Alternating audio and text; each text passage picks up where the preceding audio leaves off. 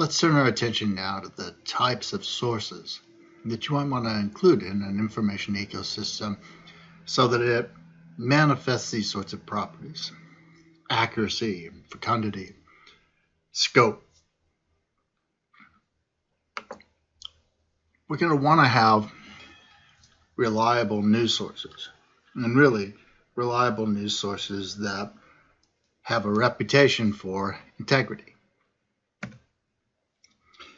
Primary news sources tend to be more fecund. Primary news sources are sources that actually investigate, write, research, fact check, generate new information. But there's also a role for what are called aggregators. And aggregators simply take primary sources and aggregate them together in a convenient forum.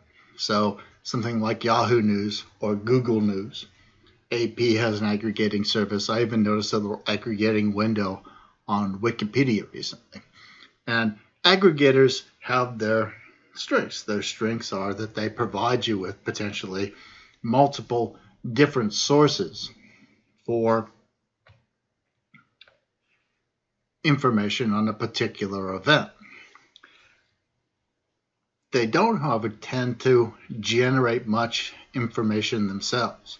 They are merely organizers, warehousers, centralizers.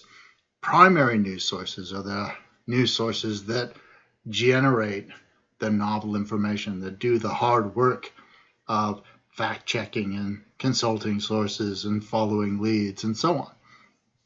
And it's an unfortunate truth in the United States, and really in the world, that the number of primary news sources has been dwindling for quite some time.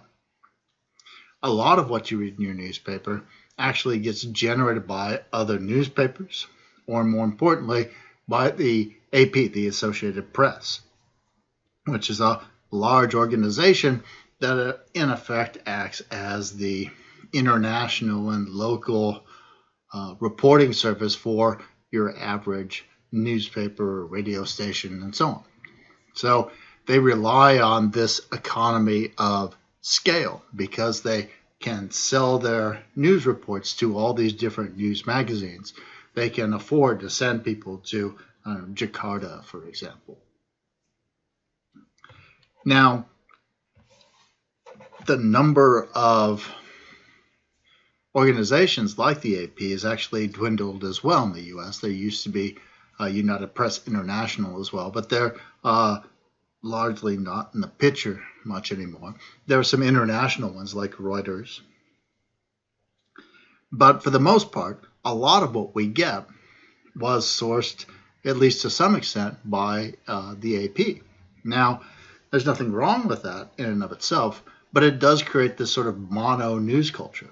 So, for instance, when people started wondering about the religious school that Barack Obama had attended for a short while, there wasn't anybody in Indonesia who could just go out and report it. The AP eventually had to do that, and we got a story about what that school was like. It turns out it's basically largely like a Jesuit Catholic school, not particularly religious, more emphasis on general education. But we got one reporter from which everything we knew about that school flowed. And you'll find this oftentimes for information about events that happen in other states or other countries. There'll be one individual. You'll get this mono news culture. There won't be much perspective. There won't be anyone to pick up threads that are dropped by the other individuals. And so for this reason, this decrease in the number of primary news sources is a troubling thing for our information ecosystem.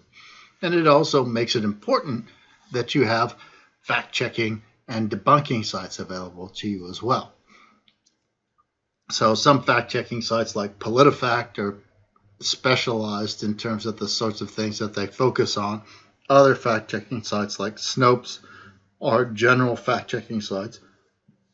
But in today's information ecosystem, whether it's by word of mouth or an email or even news stories, as we've seen throughout the chapter, having a fact-checking and debunking site that they can go through and determine whether or not there is, in fact, any real factual basis for things that you're reading or hearing about. That can be very important. Now, you don't always have to go to fact-checking or debunking sites. I once received an email from my father, bless his heart, from the Grumpy Old Man Network, talking about how they were getting shortchanged in Social Security. And so I quickly went over to the Social Security website, and it took me about 15 seconds to debunk everything that was in that. No, they didn't really appreciate it that much. You want to include opinion and analysis sources. You want to not just know facts, but you want to have some idea about what the significance of those facts are, what you can anticipate might develop out of those facts. And so analysis can be important. And opinion can be important too, because oftentimes thoughtful, well-informed people can help you to understand why you believe things or why you maybe shouldn't believe things, can give you better reasons and better organization and understanding of the things that you do. Now, naturally, you'll want these things slanted towards your own worldview. But again, I really emphasize, and we'll talk about this in the next module, that you incorporate opinion and analysis sources that represent alternative perspectives. International news is a nice example of that. But opposite sides of the political spectrum, things of this nature, precisely because they do fight these natural cognitive tendencies that we have to ensconce ourselves ever more deeply in our own idiosyncratic filter bubble and belief system. General and specialized knowledge sites are important. So things like Wikipedia are important, Encyclopedia of Philosophy if you're taking philosophy classes, right?